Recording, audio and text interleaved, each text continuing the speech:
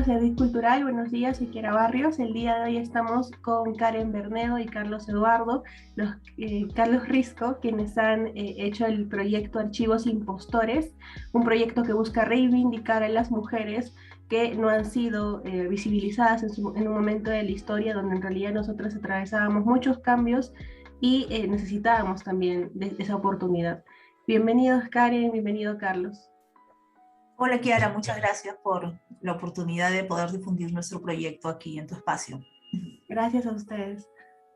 Bueno, para empezar, cuéntenme, ¿de qué trata esta colección, este archivo, este repositorio de fuentes documentales titulado Archivo de la Mujer Peruana? Bueno, el Archivo de la Mujer Peruana forma parte del proyecto Archivos Impostores para la recuperación de la memoria y la historia de las mujeres peruanas, que es un proyecto con el cual ganamos los estímulos económicos para la cultura 2020 en el área de arte para la transformación social.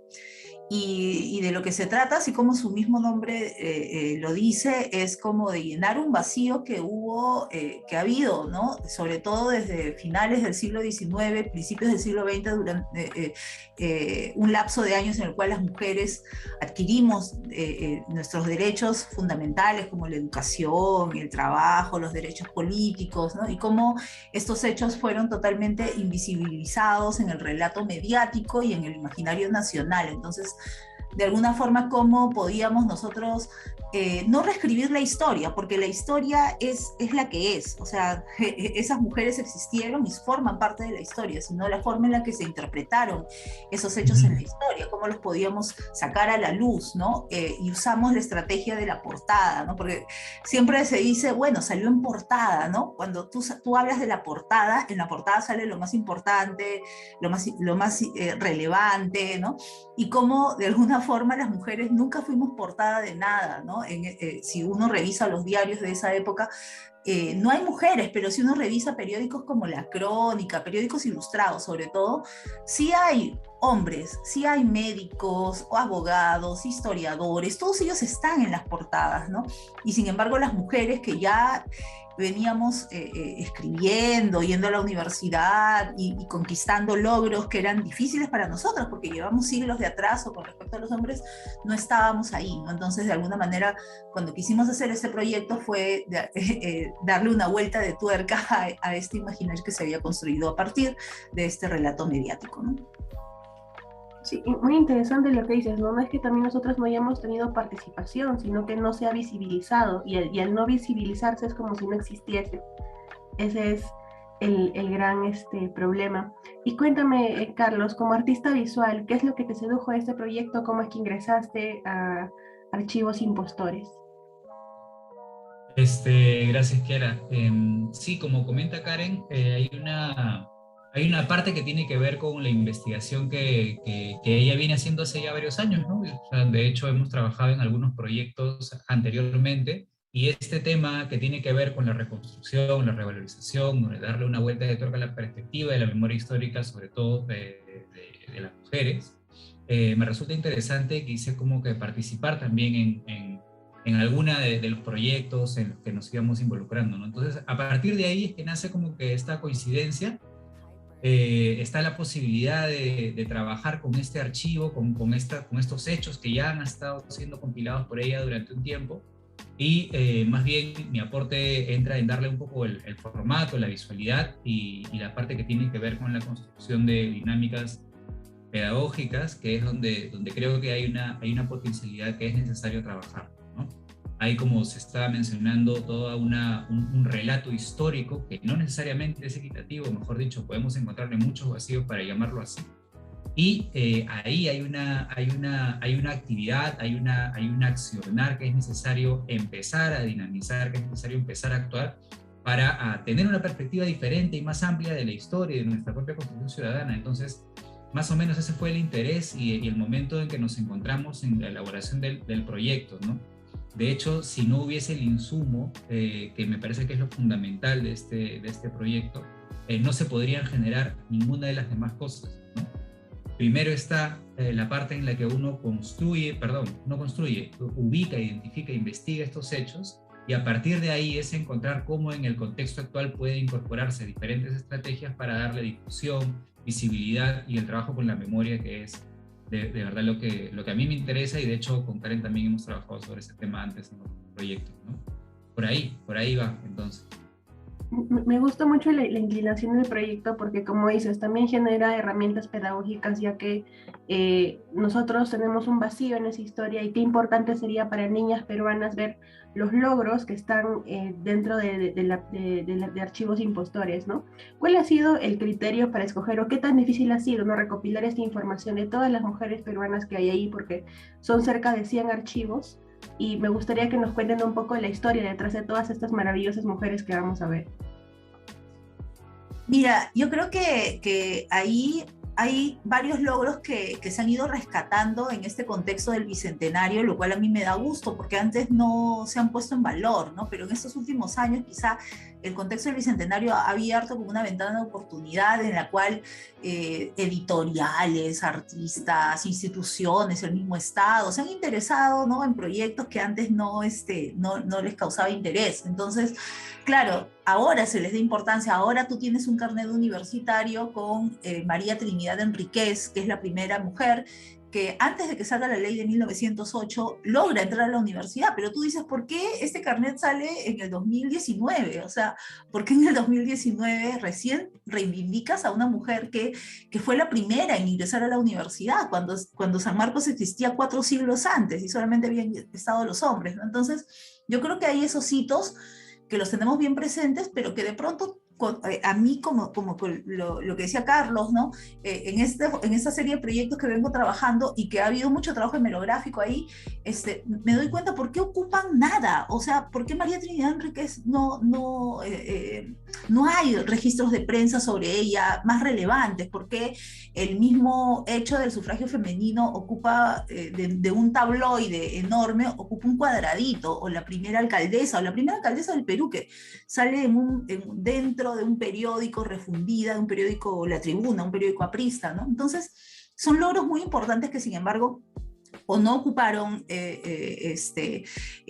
interés dentro de lo que es la prensa nacional, o simplemente ocuparon espacios muy pequeños, ¿no? Entonces, yo creo que hay esa voluntad, pero también mirar a quienes abrieron, ¿no?, un camino, abrieron estos caminos de derechos para nosotras, las que vinimos luego, ¿no?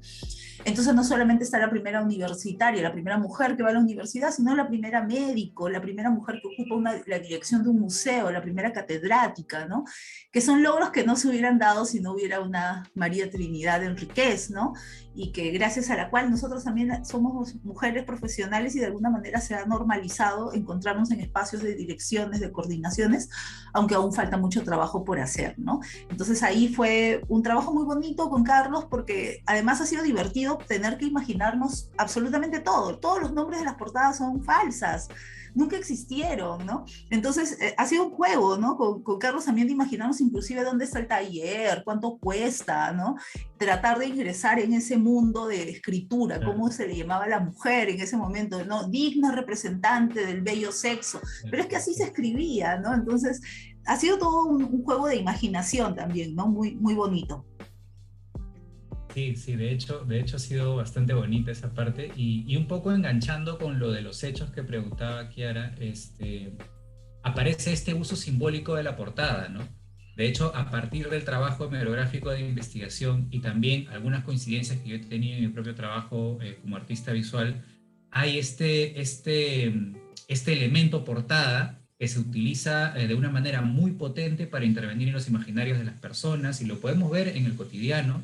Y también hay hechos sumamente relevantes que uno empieza a acordarse a partir de lo que ve reflejado en medios, ¿no? Yo recuerdo mucho, por ejemplo, la portada de La República después del golpe del 5 de abril, que no tenía fotos, ¿no?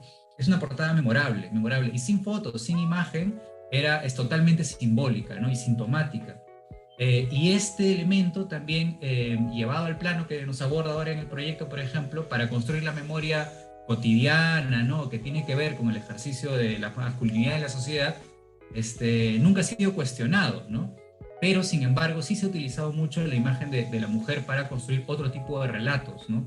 Yendo por el mismo lado, ¿no?, de los periódicos Chicha, y etcétera, tantos ejemplos que hay.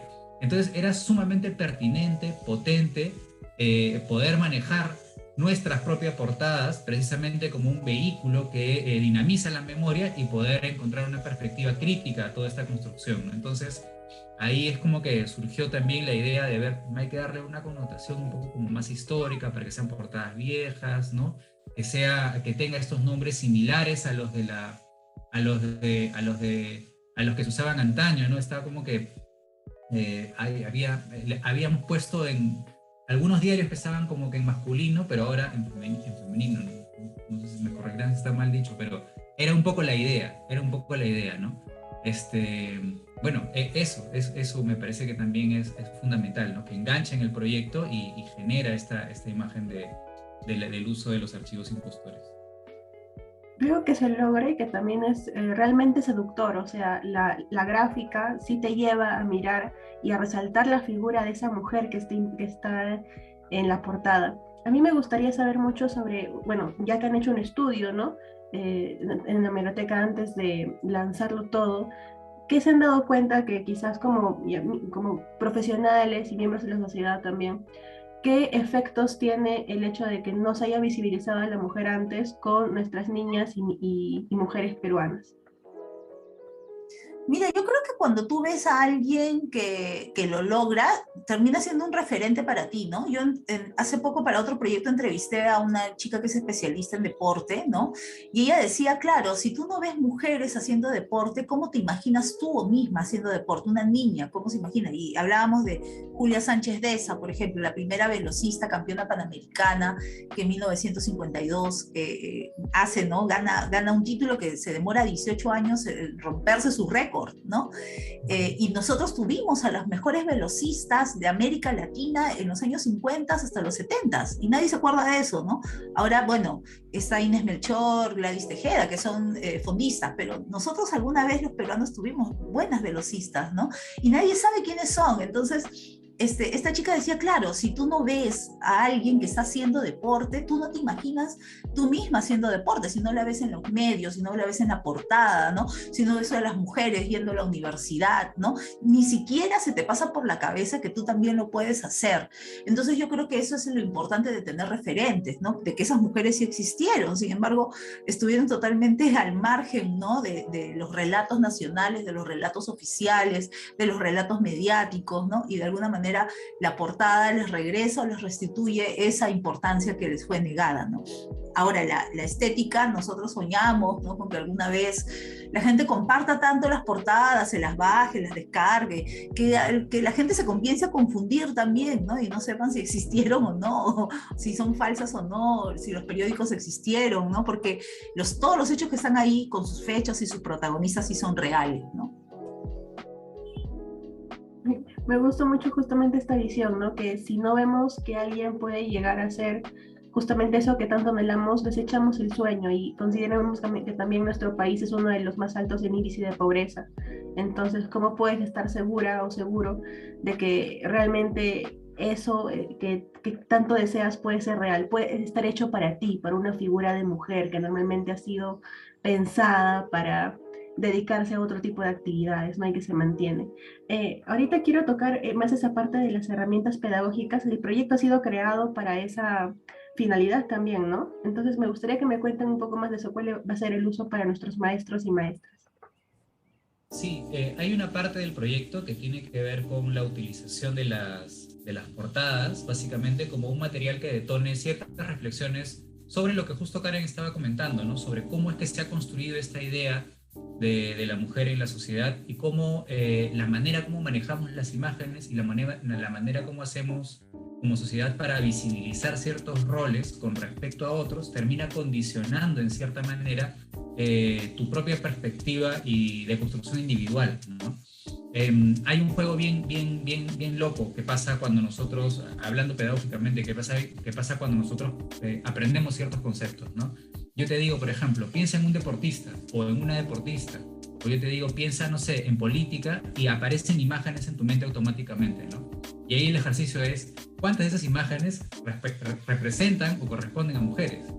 Entonces, en la medida que no haya una intención de visibilizar la acción de los otros, de las otras, es que no va a haber esa posibilidad de pensarnos en el imaginario como equivalentes, como iguales, como posibilidad de hacer una cosa y como posibilidad de cambio finalmente. Entonces, las herramientas pedagógicas van apuntando un poco a eso. Van apuntando a utilizar las portadas como un mecanismo que pueda empezar a deconstruir, a criticar un poco la manera como hemos ido aprendiendo sobre los roles, sobre el éxito, sobre el triunfo, sobre un montón de cosas que en la historia aparentemente se les ha sido negadas a las mujeres, ¿no? Y esto me parece crucial, porque es una cosa que no se habla tan directamente, es una cosa que incluso, a pesar de que estamos en consonancia con lo que plantea el Minedu para hablar de los enfoques de derechos, del género, ¿no? No hay un insumo de este tipo que pueda, bueno, tampoco pueden arriesgarse tanto, me imagino, pero no hay un insumo de este tipo que pueda dinamizar de una manera mucho más puntiaguda la crítica, ¿no? Porque a veces la crítica es dolorosa y no muy bien recibida. Pero es un paso que hay que dar, considero yo, ¿no? Porque ahí donde la gente siente que algo le duele, siente que algo le toca, es precisamente donde hay posibilidad de cambiar las cosas, ¿no? Entonces, esa es un poco la intención de los elementos pedagógicos que están ahí.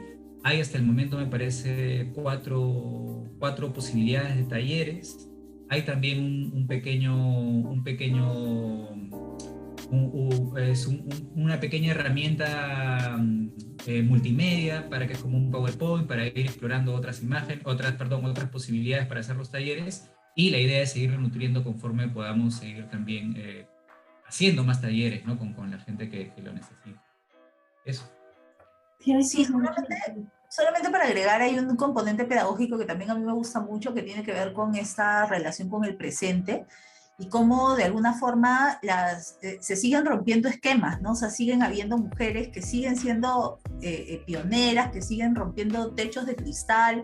Por ejemplo, siempre me gusta poner el ejemplo de Roxana Quispe Collantes, esta mujer joven, ¿no? Que acaba de presentar hace un par de años su tesis doctoral en quechua, ¿no? Entonces es la primera persona que escribe y que defiende una tesis en quechua en San Marcos, y cuando San Marcos tiene casi 5 siglos de fundada, ¿no? Entonces, como ella, y además que ahora es mi amiga, ¿no? Entonces la conozco y me dice todo lo que ella ha luchado dentro de la misma institución, dentro de la burocracia, pero gracias a ella como hay otras mujeres que también, o personas que pueden imaginar, que pueden defender una tesis en una lengua originaria, ¿no? Porque ella ya abrió ese camino, ya sentó un precedente. Entonces, como dentro también de los componentes pedagógicos hay una parte donde tú puedes elaborar tu propia portada, reivindicando también estos liderazgos y estos protagonismos que se siguen dando, ¿no? Y que pueden estar en tu misma familia. Por ejemplo, en mi familia, mi madre fue la primera mujer que fue, la primera persona que va a la universidad dentro de la familia de mi papá y de su padre y de su madre, ¿no?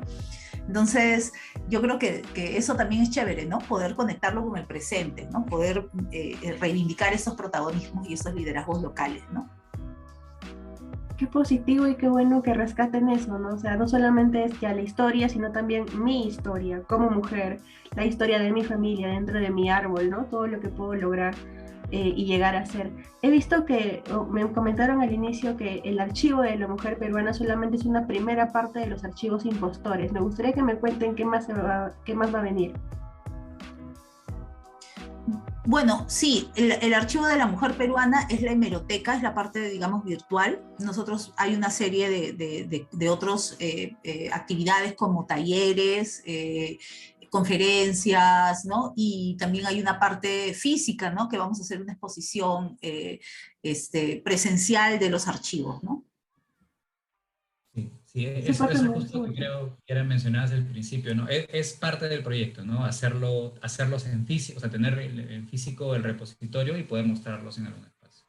¿Y ya podemos tener información sobre eso o todavía no? Sobre dónde va a ser, cuándo. Me encantaría poder verlo, ¿no? O sea, los talleres van a ser pronto, pero la exposición física probablemente va a ser el próximo año y estamos esperando que pueda ser itinerante también, ¿no? Excelente, qué bonito que hagan eso, porque el hecho de que también sea itinerante es mostrar a cada distrito, bueno, según el alcance que haya, ¿no? A cada distrito de Lima el poder que se tiene. Sería bonito que este tipo de proyectos también se traslade a regiones, porque ahí también es donde tenemos muchas mujeres que siguen adelante y que sobre todo tienen una historia muy fuerte que contar, ¿no? Bueno, les agradezco mucho esta entrevista, Karen, Carlos.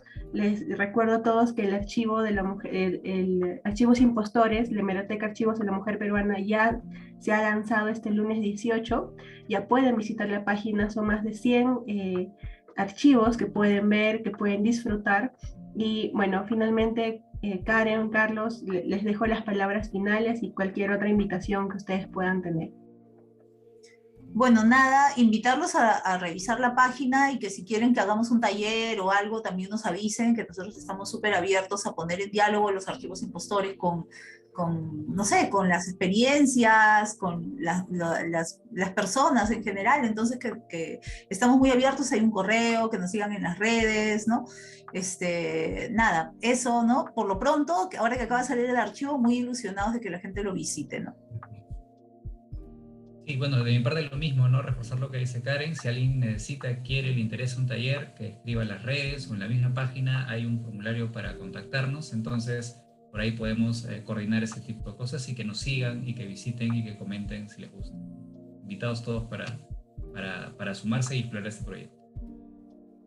Muchas gracias a los dos. Ya saben, sigan a los archivos de la mujer peruana. Todas las cuentas van a estar en la descripción de este video. Y nada, muchas gracias nuevamente por reivindicar a la mujer dentro de la historia y dentro de nuestras casas. Un abrazo. Muchas gracias, Kiara. Un abrazo.